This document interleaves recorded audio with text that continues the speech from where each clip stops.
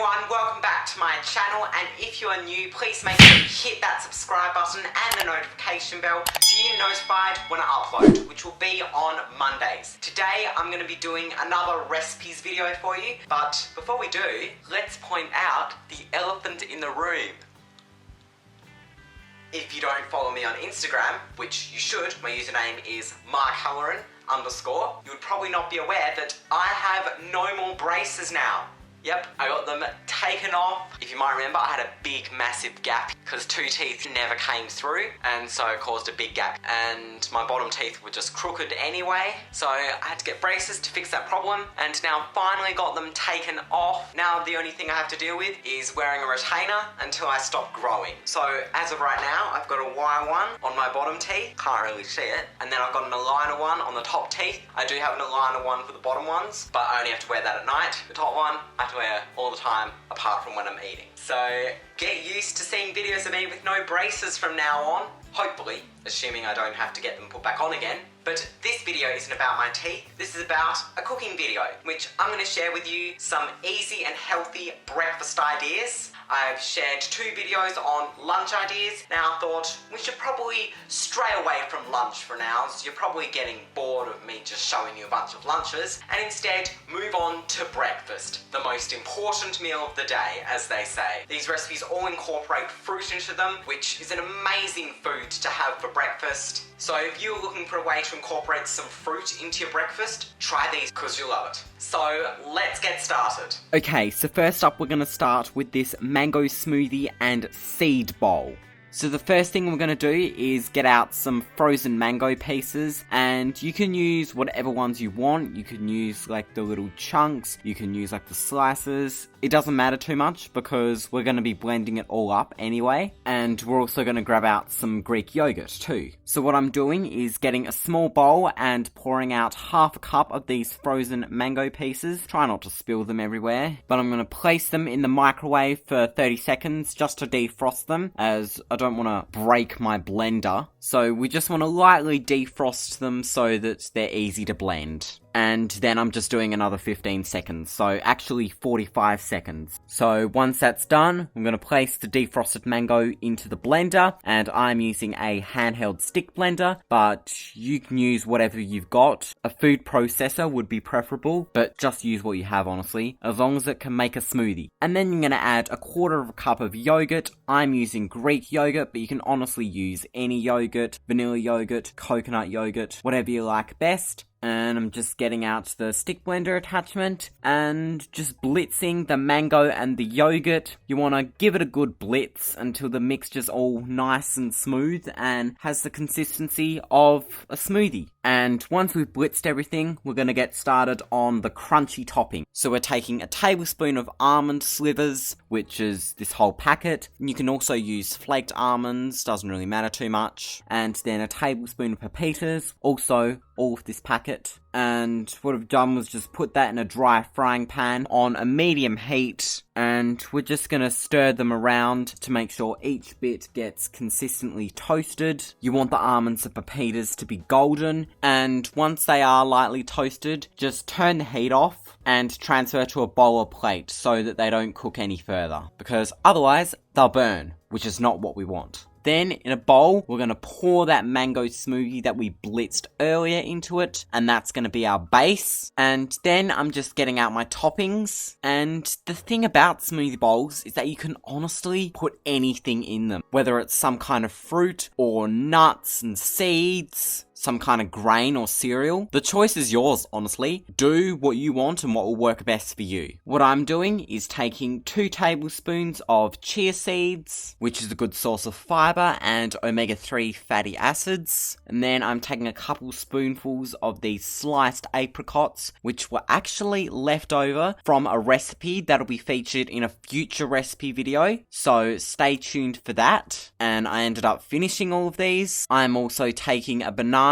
and I'm not even bothering to slice it with a knife. I'm just breaking off pieces with my hands. It's just easier that way for some more fruit and to up my potassium intake. And then I'm just pouring a generous sprinkling of granola for some crunch. This is just the store-bought stuff. Then I'm taking the toasted almond slivers and the pepitas and just sprinkling them all over the top, and with a tablespoon, because I was just too lazy to use a regular spoon, I'm just roughly mixing everything together so that everything's evenly distributed, but trying to keep the toasted almonds and seeds as well as the granola near the top so they don't go soggy. Then basically that is it for this mango smoothie and seed bowl. I know it looks like a big bowl full of vomit, but looks are deceiving. So give this a try. It's got a great amount of sweetness and crunch and nuttiness. So good. And it features a wide variety of nutrients, perfect to start your day off with. Okay, next up we're making this granola with apple and berry compote. So the first thing you're going to do is preheat your oven to 180 degrees, and then I'm going to grab out a bowl and the things we need to make this granola. So first up, we're going to add 1/3 of a cup of coconut flakes and just pour those into the mixing bowl. Next up, we're going to take 2 tablespoons of flaked almonds, or you can use almond slivers like I used. And then I'm going to add a tablespoon of pepitas, a tablespoon of quinoa flakes, a tablespoon of puffed rice, and 2 teaspoons of sunflower seeds. Next up, we're going to add a teaspoon of cinnamon to add a nice flavour. And now we've got the dry ingredients for our granola. Now in a small saucepan, I'm going to take a tablespoon of butter. And as you can see, I'm literally using a tablespoon to measure out the butter. And you can also use coconut oil for this. In fact, I think coconut oil actually works better for this, but butter was all I had. And then to that, I'm going to add a tablespoon of honey, but you can also use a rice malt syrup or any sort of sticky alternative. And once done that, we're going to place the butter and honey on a medium heat until they've melted, and we're just going to pour that into the dry ingredients, and we're going to stir it until it starts to come together and resembles the texture of granola. So you want the dry ingredients to be able to stick together, but you don't want the mixture to be overly runny. If it's too runny, you might have to add more of the dry ingredients. Then once done that, I'm going to take an oven tray and line it with some baking paper and pour the granola mixture onto the tray and spread it evenly so that each bit will cook relatively evenly. And we're going to place this into the oven for about 15 minutes or until the granola is a nice dark golden brown. And I would actually recommend stirring this halfway through the cooking time, which I didn't do, but definitely should have, as you'll see. And while the granola is cooking, we're going to get started on the apple and berry compote. So we're just taking a Granny Smith apple, we're just peeling the skin off, and then we're going to core it. And if you saw in my apple scrolls recipe video that I did about a year ago, you would know that I don't have a very good technique for coring an apple, and I still don't. I sort of just stick the knife near where the core is and try to cut it off as best I can, just cutting at random parts of the apple until the core comes off. If you know a better technique for this, please let me know. But once I've gotten as much of the core out as possible, we're just gonna cut the apple into chunks, sort of dicing it, sort of just making random cuts here and there. Doesn't really matter as it's all gonna be cooked together. And we're just gonna add that into a small saucepan, and you're gonna add a tablespoon of maple syrup and then 2 tablespoons of water. And with this mixture, you're just going to bring it to the boil. I'm putting this on a high heat as when I filmed this, I had to leave soon. And then by that point, the granola was ready. And as you can see, the edges burnt a bit because I didn't stir it or rotate it like I should have done. So if you're making this, don't skip that step like I did. But once taking that out, we're just going to let it become cold, as surprisingly, when it cools down, it actually becomes more crunchy, which is what we like. We love crunchy granola. And also, we don't want to burn our mouths. That would not be pleasant. So while it's doing that, we're just going to give the apples a stir, and we're going to transfer them to a lower heat and just cook them until they're softened, stirring occasionally so they don't stick. Then, once they're relatively soft, we're going to add in then half a cup of frozen mixed berries, aka the rest of what was left in this bag. If there's a specific type of frozen berry you want to use, that's fine too, but I liked the mixed ones for some variety. And we're just going to stir those, and we're just going to leave those for a bit until they fully defrosted. It doesn't take long. So at this point, we can start serving the granola, and this serves two. So I'm just taking half of the granola and adding it to a bowl, and then I'm adding 2 tablespoons of Greek yogurt in with it for some protein and fat, and also because granola tastes better with yogurt, and you can also use vanilla yogurt as well. Then I'm going to add the compote to the yogurt. I think this is a compote. I don't know if it's supposed to be more syrupy. I may have let the liquid reduce a bit too much, but that's okay. Once we've got that done, that is it for this granola with apple and berry compote. It is so delicious with the crunch of the granola and the sweetness of the compote, and I do love me some granola, but it just feels extra special eating homemade granola. So give it a try. So this next breakfast idea is this stewed apple and date porridge. So what I'm doing is taking a Granny Smith apple, which are my favourite apples to cook with, but you can use whatever apple you want. I just think Granny Smith apples work best, and I'm just going to peel the skin off. This is primarily a potato peeler, and I do have an apple peeler, but it doesn't work very well, so I'm just using this one, as it just gets the job done a whole lot more efficiently. Then we need to core the apple, and I'm once again putting my terrible coring skills at work, except for this, I'm just cutting it in half, and then just cutting underneath the first layer to try and get the core out. It doesn't really work, but I think it's an improvement to what I was doing before. But basically, I'm just cutting as much of the core out as possible and leaving as much of the actual apple as possible is the main goal here. So once we've done that, we're just gonna dice the apple pretty much. Well, I'm sort of dicing, sort of just making random chops. It's all gonna get cooked together anyway, so who really cares? Then I'm just getting out a small saucepan, and we're going to add the apple to it, and then we're adding 2 tablespoons of water and placing the apples on a medium heat. And then I'm opening this bag of pitted dates, and of course got a snack on the first one that I see, and then I'm getting out 6 of them, and we're just going to try to finely chop them, or just chop them up into little pieces. That's all that really needs to get done, as it's a bit too hard to just dice them. And we're just adding those to the apples and just giving it a stir. We want the apples to be nice and soft, and we want the liquid to be fully reduced. Probably don't need to stir it as much as I am, but you want to keep an eye on it because you don't want the mixture to stick.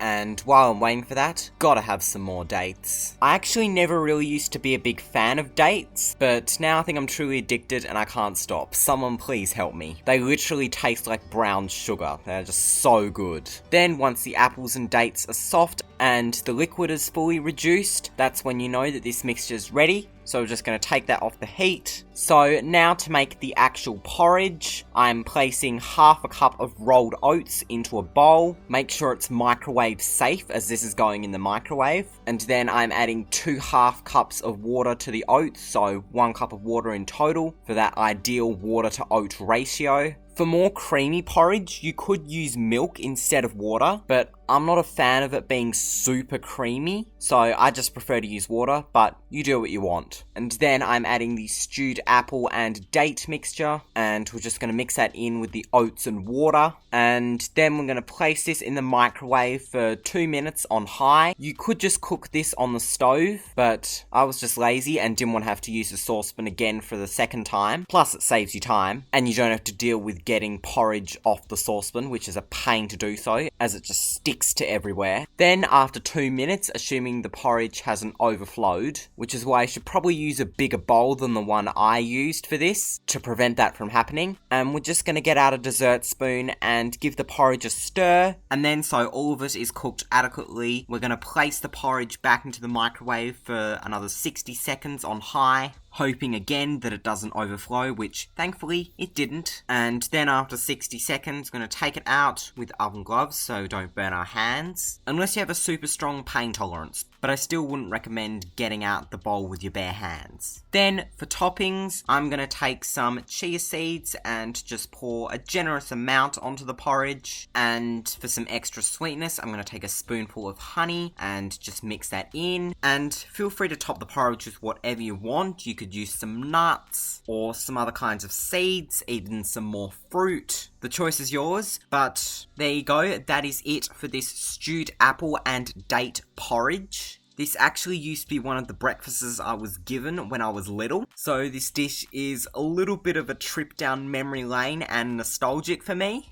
And I don't think I was a fan of it at the time, but now I love it. It may look gross, but it's actually really delicious.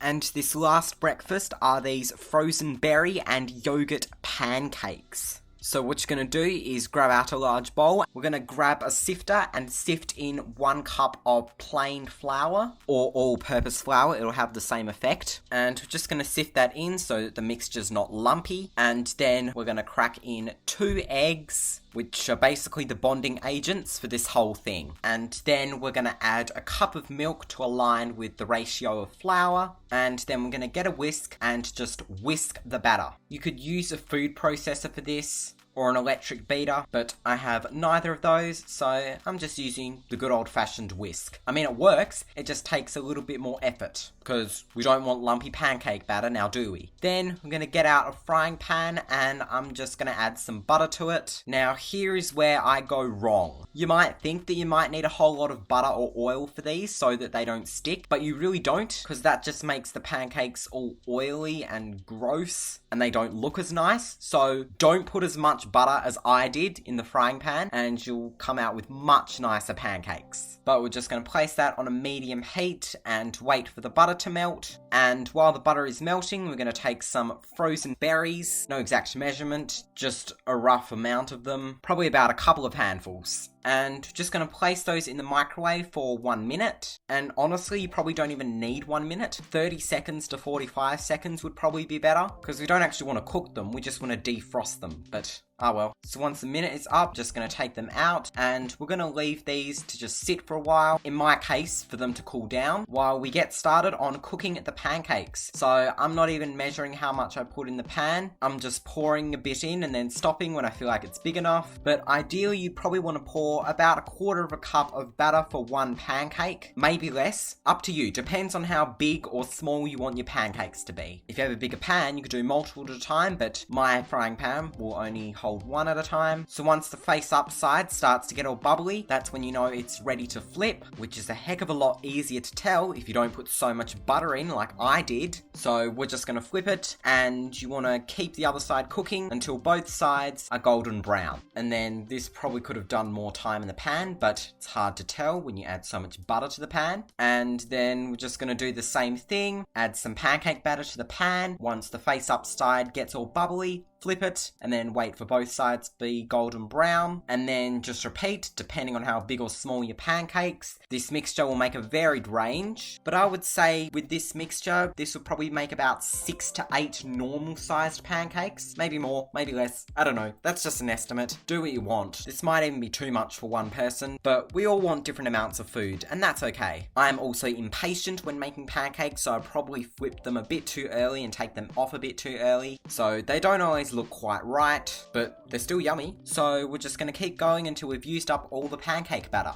As you can see at the end, I got very overexcited because I totally underestimated how much pancake batter was actually left in that bowl. So that pancake was quite a big one and looks more like an omelette. So probably don't do your pancakes this big unless you want them this big. No judgment. Eventually we're done with this ginormous pancake. See, you can't even see all the other little pancakes underneath it. But then we're just going to top this with the defrosted mixed berries. And like all of these breakfasts I've shown you, you can honestly top these with anything you want. And same goes for these pancakes. You could use maple syrup, or you could be like me and add some Greek yogurt. I was going to add maple syrup, but I figured it would be a bit much with the berries and the yogurt. I didn't want the pancakes to be absolutely drenched, because I want to actually enjoy the pancakes themselves. But you do you. As you can see, I'm trying my best to use up the very last of this Greek yogurt and get as much out as possible. But once we're done with the toppings, that is it for these frozen berry and yogurt pancakes. This was probably a bit too much for me, as I remember after I ate this, I felt very stuffed. So maybe share this with a family member or friend or whoever you live with. And just don't add too much butter to the pan, be patient, make them reasonably the same size, and then you'll have some killer pancakes.